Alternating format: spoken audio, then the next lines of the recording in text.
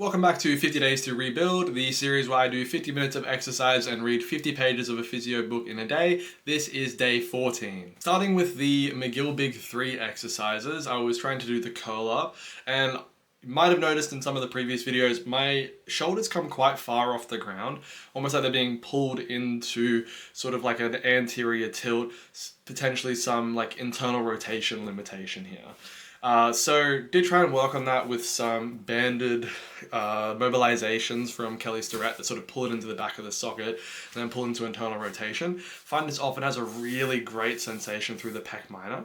I did do this and noticed essentially no change. Then chased this with a bit of like an overhead stretch where I'm just sort of pulling on the elbow while flexing the elbow and pulling my arm behind my head. This is like a classic tricep stretch, but really I was doing it to try and target the teres minor because I've been feeling that that's been tight as.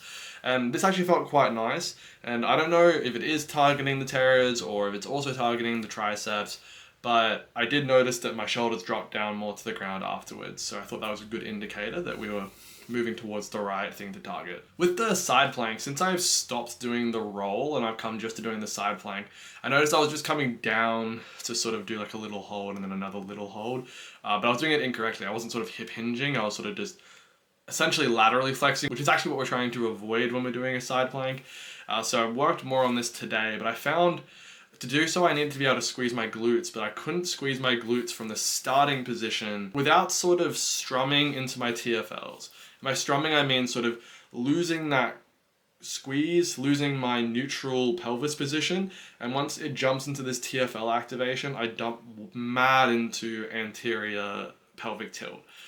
So I was able though to get a bit of a squeeze once I was already up and then sort of come back from there. And I thought that was really interesting that it was possible to maintain that squeeze. I just had to get it first in a neutral position. For the bird dog, I got a bit more of a conscious understanding of why some of the reps feel better than others. And that's because sometimes when I'm pushing the earth away and trying to wrap around my body, I think I'm essentially too far over my shoulders and therefore pushing, almost like rounding my shoulders to push and protract, when really I'm wanting to push from below rather than push from above. And that seemed to be a lot better in my cueing. Again, working on this hip hinge exercise, felt like I kind of lost neutral, like I was watching myself as I was doing it at one point and I'm like, oh, my back looks flat, which actually isn't what I want. I want a bit of a lordotic curve. So I think I did manage to fix that. Like I just wasn't cueing the actual hinge part right. So sort of dragged my hands along my legs as I pushed my hips back, and that seemed to work a treat. And I was able to sort of maintain the glute squeeze better than I have previous days. Now I also tried the hip bridge. I haven't tried this in maybe months. This is something that I was meant to be working on as a way to try and get glute squeeze while dissociating from hamstring activation, because my hamstrings just try and take over this movement. I worked with a chiro around some cueing, and I read about it as a way to fix this, and I found nothing really helped. The cueing was like pushing into some sort of surface in front of the feet and then kind of trying to push the feet up like diagonally towards the ceiling. That didn't really help me.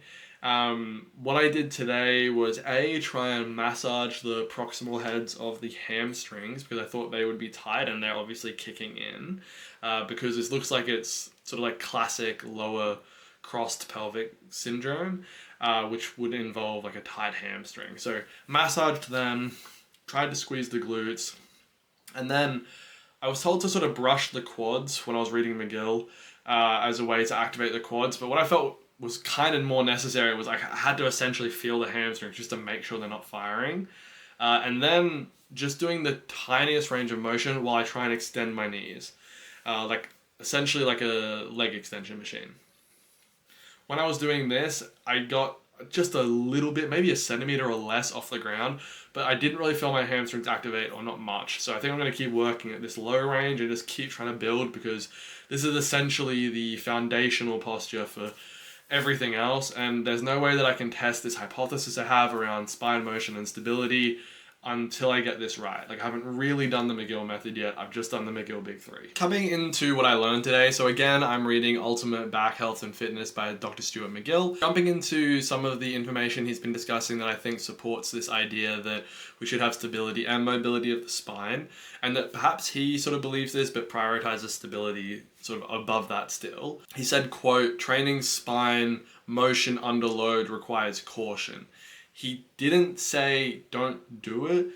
It's essentially just saying this is a higher risk proposition. On a similar thread, he said if someone is twisting intolerant, build twist tolerance prior to building a twisting movement. Again, sounds to me like he's saying stabilize first, and then we're going to start trying to work through some of these motions. Also, he touched on walking and how when people are first rehabbing, basically walking is like a low spine load, but also gets a little bit of movement through the disc, which is quite good for people with these injuries.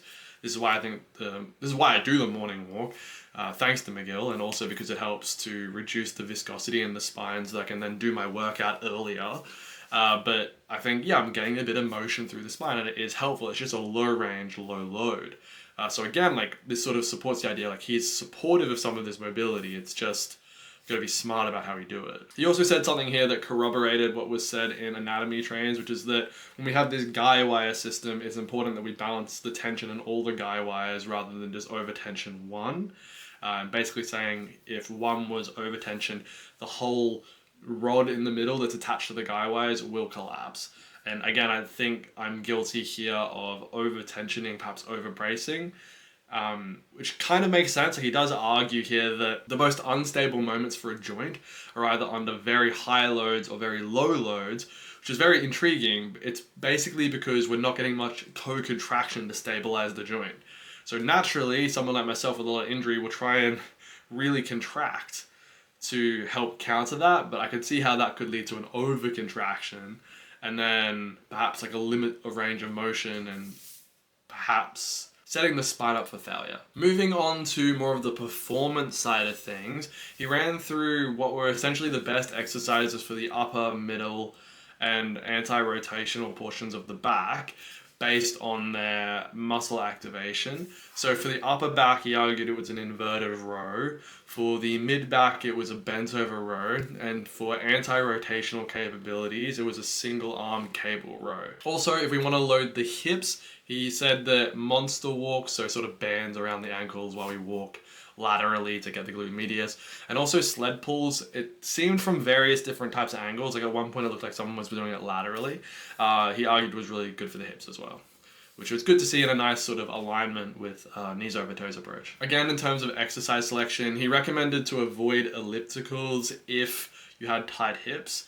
And I guess a similar note with weight belts, that most people should avoid them. Some like big lifters could still eke out a little bit of extra weight with them, but most of the time it would still compromise form as opposed to just developing the weight belt of our abdominal muscles. Okay, this next part I thought was just so cool for the performance side of things. So he argues here that essentially for an athlete to be really high performance, what you need is a rigid core for the muscle pulses to bounce off of. So say I'm sprinting, I want a really tight core, so everything's in neutral, and then I have a really quick pulse through my hip into flexion, and then a really quick deactivation of that pulse. So the pulse hits the core, sort of bounces off, it's elastic, and then we deactivate it really quickly so that we don't have extra muscle tension to slow down the next movement. On that point, a couple things. He said if someone's running, generally speaking, the thing that's limiting them actually isn't extension, it's flexion. So it's that finishing through flexion. So they need to train that movement, and they need to train faster, but also to train where they're directing it. So he said you want the knee and the foot to sort of travel towards the center of rotation of the hip. So the mass of it to travel towards it. That way we're sort of manipulating inertia in our favor, and that'll get us a faster run. Now, I only did start a little bit of this section before I finished my 50 pages for the day, but I thought it was really cool. It was around individualizing training approaches, and he broke down movement into 6 core categories. So we either have like a squat / lift, we have some sort of gait, which could also include like crawling, carry, walk, run.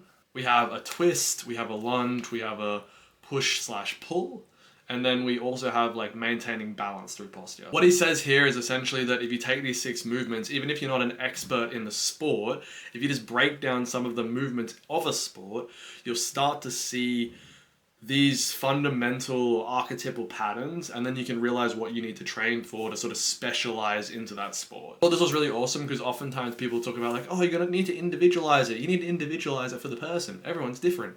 It's like, how? And it feels like there's gonna be some actual actionable ways about going about that. So that's very exciting.